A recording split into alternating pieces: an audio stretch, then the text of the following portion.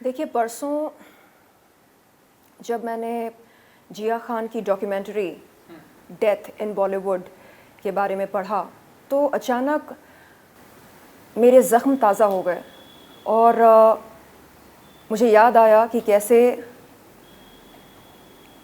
साजिद खान ने अप्रैल 2005 में मेरा यौन शोषण किया था।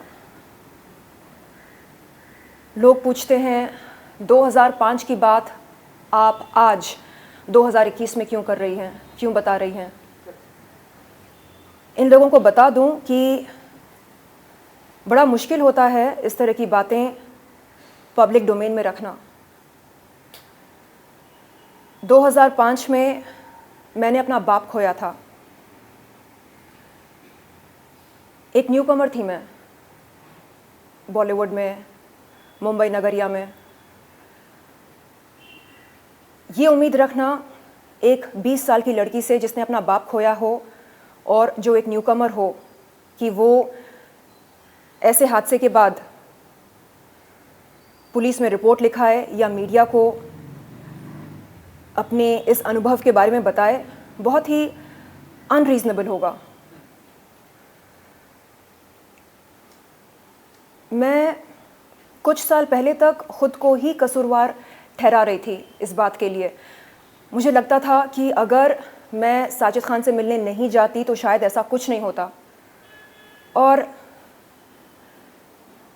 कई महिलाएं ऐसा ही सोचती हैं, वो खुद को ही दोषी ठहराती हैं अपने यौन शोषण के लिए।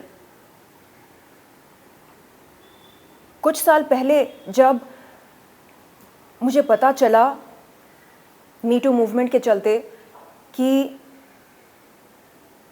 साजिद खान ने सिर्फ मेरा ही नहीं बल्कि और भी कई महिलाओं के साथ गलत किया, तब जाकर मैंने खुद को कसूरवार ठहराना बंद किया।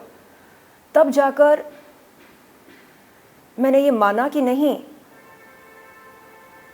कसूर मेरा बिल्कुल नहीं था। मैं अगर नहीं जाती तो मेरे साथ बिल्कुल नहीं होता जो हुआ है, लेकिन किसी और के साथ होता, किसी और का शोषण होता। तो बात यहाँ पर मेरा, उसका, इसका, तेरा बिल्कुल नहीं है। बात यहाँ पर हम सब की है। तो आज मैं आपके सामने बैठी हूँ इसलिए नहीं क्योंकि मुझे साजिद खान को सबक सिखाना है, नहीं, इसलिए क्योंकि मैं सोशल अवेयरनेस क्रिएट करना चाह रही हूँ। मैं चाहती हूँ कि आगे चलकर किसी भी महिला का शोषण ना हो बॉलीवुड में, किसी भी महिला का फ़ायदा ना उठाया जाए, ख़ास तौर पर उन महिलाओं का जो छोटे शहरों से आती हैं बड़े सपने लेकर। ये मेरा उद्देश्य है। नहीं, आप बीती बताई ट्विटर के जरिए 2005 में उन्होंने आपको बुलाया। उसके बाद का अगर आप कुछ बताना चाहें कि कल से ही लोग बहुत ही क्यूरियस हो गए कि लोग आखिर इस तरह से क्यों करते हैं, लेकिन उसके बाद क्या हुआ 2005 में आपको उन्होंने बुलाया कि कुछ फिल्म के प्रोजेक्ट के लिए बुलाया जी, या किस लिए बुलाया? 2005 मेरे लिए एक बहुत ही दर्दनाक साल रहा।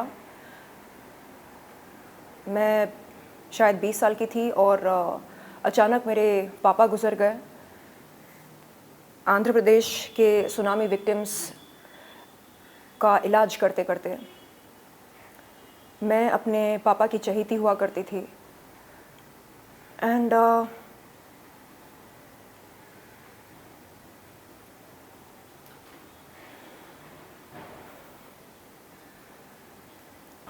उन्हीं दिनों साजिद खान का कॉल आया था। उन्होंने कहा कि आपसे मिलना है, एक फ़िल्म करनी है आपके साथ। मैं बहुत खुश हुई ये सोचकर कि उनके साथ काम करने का मुझे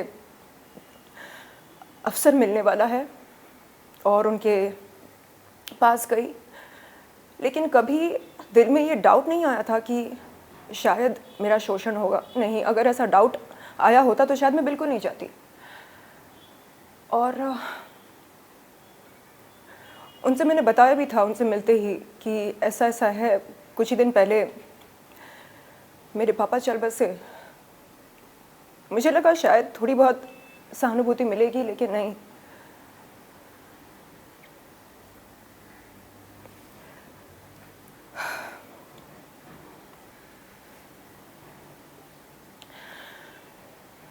लोग कहते हैं ठीक है ना, लिंक दिखाया तो क्या बुरा किया। आप अंग प्रदर्शन करती हैं, आप सेक्स सिंबल हैं, आपके लिए बहुत आसान होता होगा किसी का लिंग अपने हाथ में पकड़ना। एडल्ट कंटेंट क्रिएटर मैं अब बनी हूँ। 2005 में मैं केवल एक महत्वाकांक्षी अभिनेत्री थी, एक एस्पायरिंग एक्ट्रेस थी। और चाहे महिला जो भी हो, एक अभिनेत्री हो या एडल्ट कंटेंट क्रिएटर हो, बाजारू औरत हो, वैश्या हो,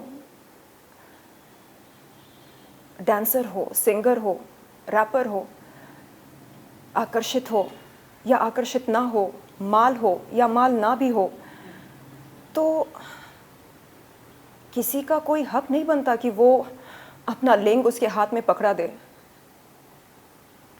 ये जो माइंडसेट है लोगों की, जिसके चलते वो ये सोचते हैं कि ठीक है, चलता है, नहीं चलता है। यदि एक अभिनेत्री एक निर्देशक से मिलने जा रही है और निर्देशक फिल्म की कहानी सुनाते सुनाते अचानक अपने लिंग का प्रदर्शन करता है और अभिनेत्री से कहता है छूकर देखो ना और बताओ कैसा लगता है, तो ये मेरे ख्याल से एक्सेप्टेबल नहीं है और होना भी नहीं चाहिए। आप खुलकर बोलो कि देखिए, मुझे आपके साथ संभोग करना है, मुझे आपके साथ शारीरिक रिश्ता रखना है, संबंध बनाने हैं, मुझे अपना लिंग आपको दिखाना है, अपना लिंग स्पर्श करवाना है। खुलकर कहो ये बातें और फिर देखो इसका अंजाम क्या होगा। आप फिल्मी प्रलोभन देकर हम कलाकारों को अपने पास बुलाते हो और अपनी स्वार्थ सिद्धि करते हो, ये गलत है। आज मैं यहाँ पर बैठी हूँ ज्ञान बांटने नहीं, प्रवचन देने नहीं, सिर्फ और सिर्फ ये बोलने के लिए कि बॉलीवुड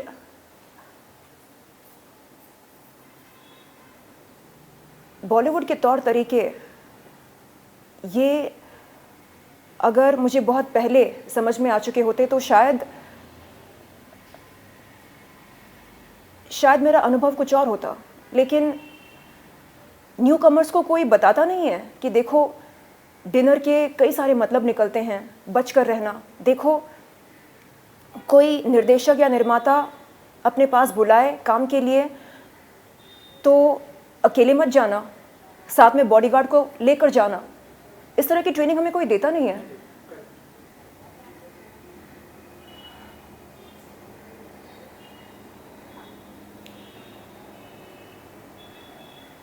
आज मैं एडल्ट कंटेंट क्रिएटर बनी हूँ, इसका पूरा श्रेय मैं बॉलीवुड को देना चाहूँगी। बॉलीवुड ने मुझे एक एडल्ट कंटेंट क्रिएटर बनाया है। मैं तो यहाँ पर सिर्फ एक हीरोइन बनने आई थी। बॉलीवुड ने बताया कि हीरोइन बनने के लिए नमक का होना बहुत ज़रूरी होता है। मैं समझ नहीं पाई कि नमक एक्चुअली होता क्या है। नमक का सेवन तो हम सब करते हैं, तो फिर ये किस नमक की बात करते हैं।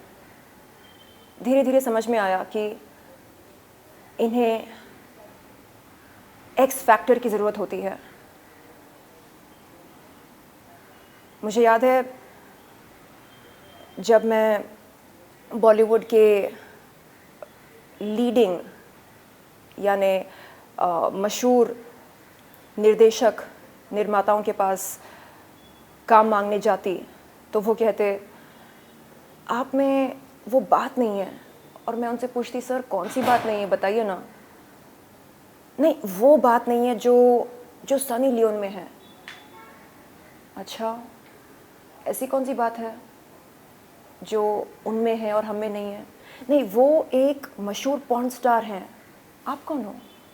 आप तो एक मामूली एक्टर हो। अच्छा,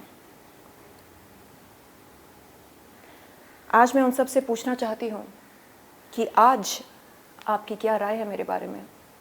लो बन गई मैं आपकी अपनी देसी सनी लियोन। अब क्या कहना चाहेंगे आप?